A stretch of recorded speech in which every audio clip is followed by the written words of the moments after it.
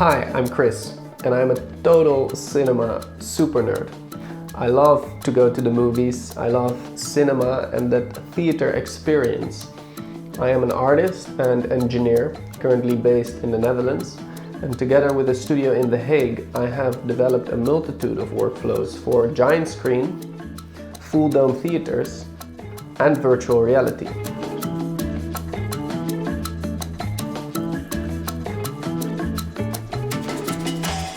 And I work as a colorist.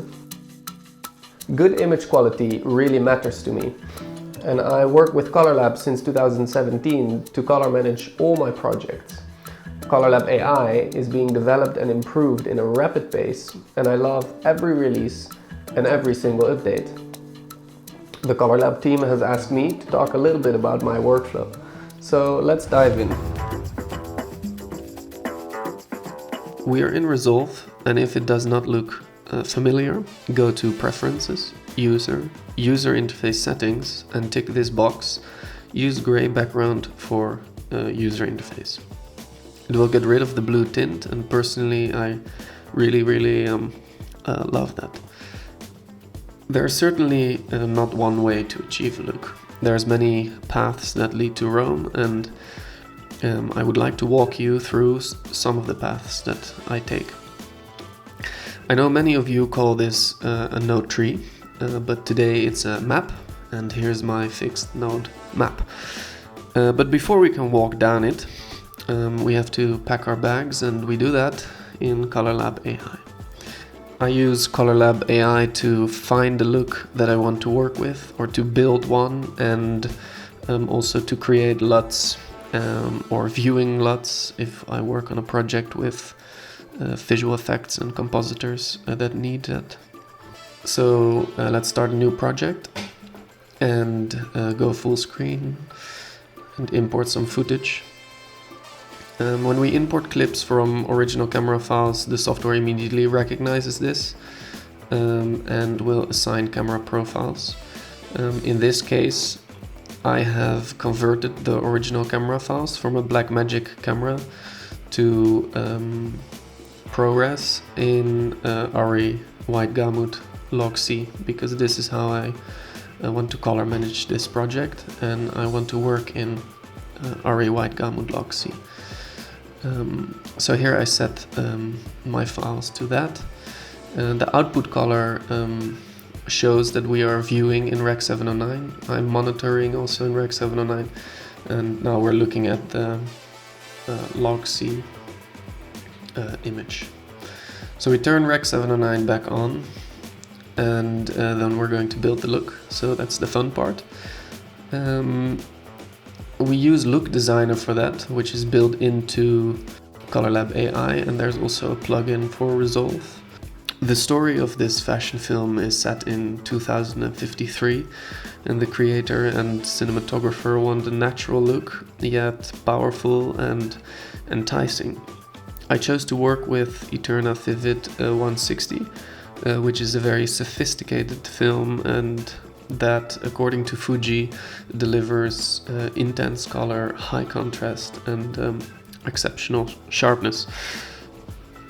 So applying this negative gets rid of the greenish tint from the Blackmagic. Here we immediately have this beautiful gold grass.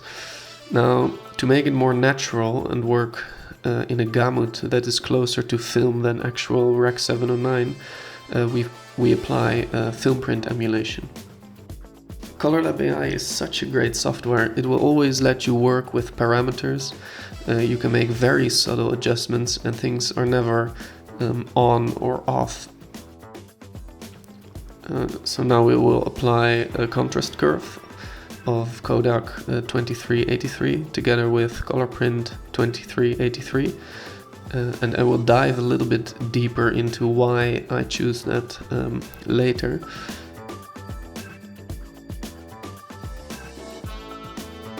I make a few more adjustments.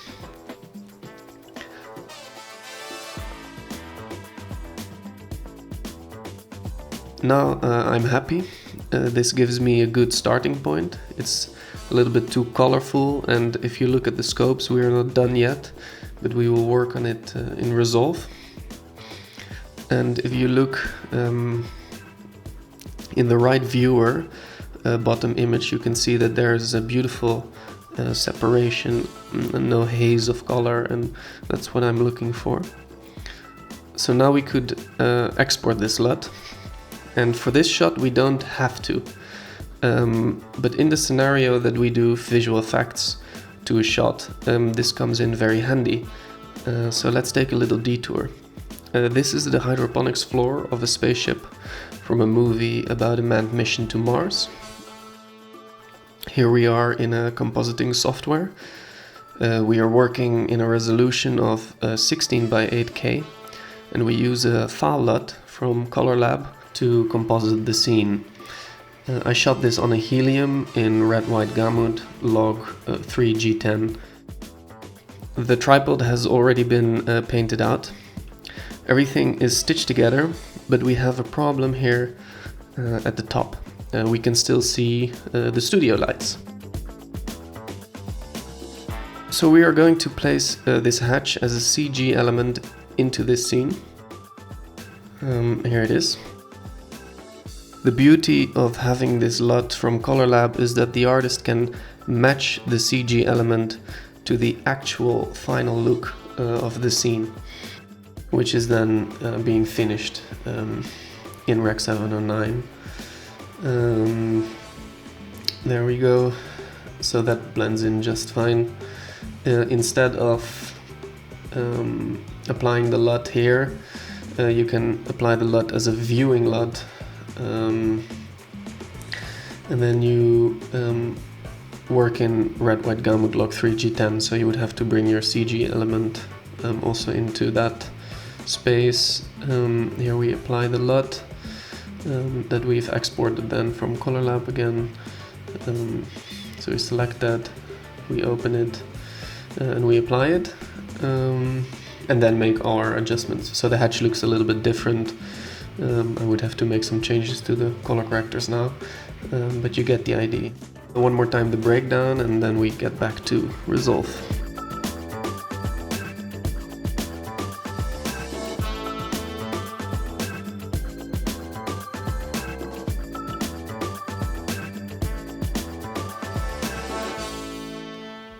Okay, so we're back in Resolve.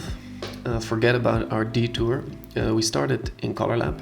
We packed our bags, built our look, and now I'm going to walk you through this map.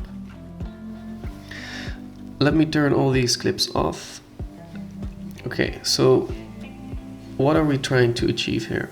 Basically, this grade is set up as if it were going through a traditional film process. So this is my negative. I shoot on Eterna 8543 Vivid, and we have Look Designer here as a plugin, OpenFX.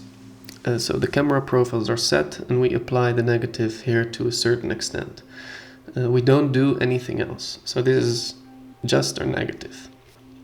Then here on a post-clip level, I'm printing my negative on a print film stock Kodak Vision color print, with its typical characteristic contrast curve, and again I apply those to my own taste to a certain extent, and that's what I also really like about Colourlab and Look Designer and yeah, this software.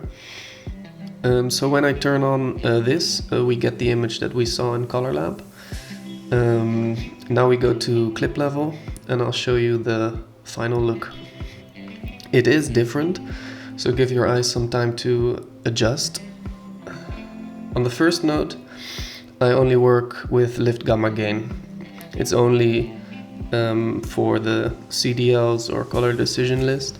Then the second note is only to trim what I do on the first note and or to play with contrast and to compensate for what I do here. What I do here is my step 3. This is kind of my third note, and I use a technique that's called dodging and burning in black and white film development and printing. Basically, I work with windows to darken and lighten parts of the image. So you can see his face here is too dark.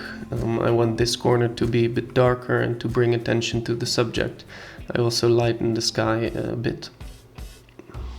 Actually, in this shot it's much more obvious, and I utilize this technique to really bring out the subject, so you can see.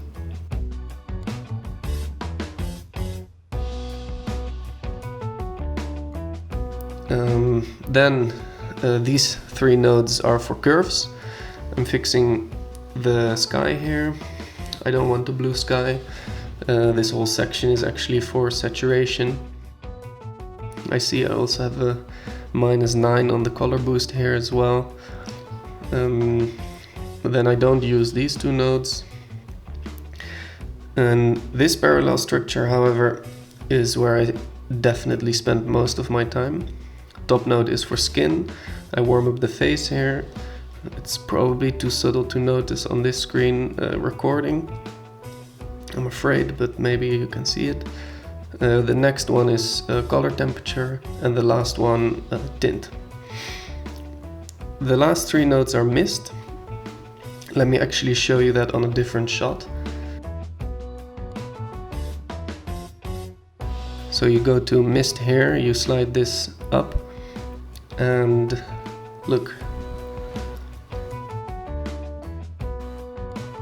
It really comes to life, and of course the image becomes brighter, but it's not the same as what you do with lift gamma gain. It's really something different, and for me this is really it becomes a bit softer. You can almost touch it. I really like that. I see also that my grain is on. That's Grainlab. That's another fantastic plugin from Colourlab. We did actually decide not to use grain on this project. We went back and forth a bit, but in the end we wanted the skin clean, and it also better suited the look and story without... but it's a beautiful tool that gives you full control over the look of grain, so highly recommended. Then we get the last node. This is my final trim node. Let's pick another shot as well. This one, it's the final adjustment, and I use it for also my final trim. So I use it for the highlights and the shadows, and I use the log wheels for that. So you go here, click that third button, and then probably also too subtle to see on the screen recording, but on the waveform, if you can see here, bloop, yeah, it's just that final touch to get everything in the right spot. Thank you very much for watching. I hope you enjoyed the video, and all I want to say is enjoy Colourlab. We do not harvest or produce. We coexist with materials that are given to us. We are Generation S. We do not follow the heat of the sun, but the shade of the moon.